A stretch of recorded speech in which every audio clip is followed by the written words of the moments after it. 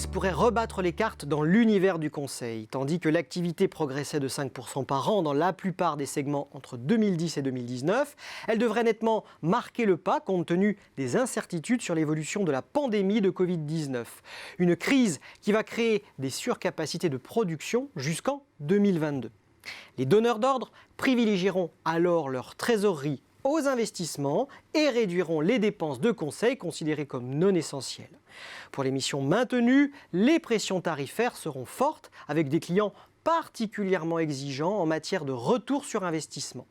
Pour autant, tout n'est pas si sombre. Les 100 milliards du plan de relance auxquels s'ajoutent les besoins de transformation numérique et écologique des entreprises pourraient apporter indirectement un fonds d'activité. Évidemment, tous les segments ne seront pas égaux face à cette crise d'une ampleur inédite.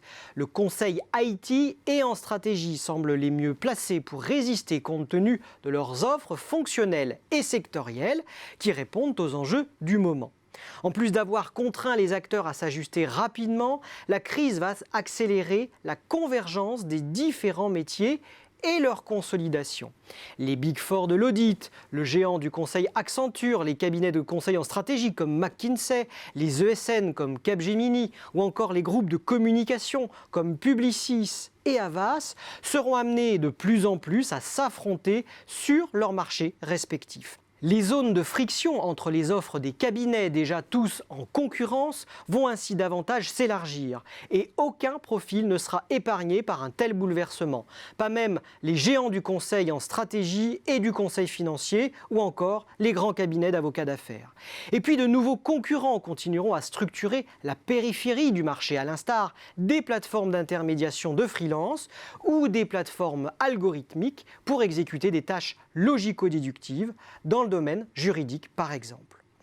Cette crise provoquera-t-elle alors une grande purge au sein des métiers du conseil?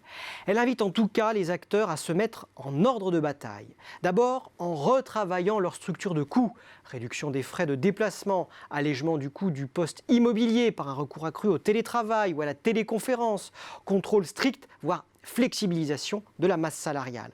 Des opportunités d'affaires vont toutefois s'ouvrir pour les acteurs qui auront su faire évoluer leur offre et leurs compétences et se positionner comme des références crédibles sur des sujets comme les transitions numériques et écologiques, la supply chain ou encore la redéfinition du marketing mix des entreprises clientes. Et pour certains, la transformation de l'offre est déjà en marche. McKinsey propose désormais plus de 85 solutions logicielles développées en interne et mises à la disposition de ses clients moyennant une redevance. Cette activité représenterait désormais près de 20% des revenus de la firme. Un exemple qui illustre l'évolution en cours des modèles de revenus. Il s'agit pour les métiers du conseil d'aller au-delà de la facturation basée sur le taux journalier moyen et d'expérimenter le paiement au résultat, le bonus-malus, voire l'abonnement pour tenter d'échapper aux pressions sur les prix et mieux répondre aux attentes des clients. Bref, si purge il y a avec la crise, elle s'accompagnera d'une grande transformation des métiers du conseil et du jeu concurrentiel.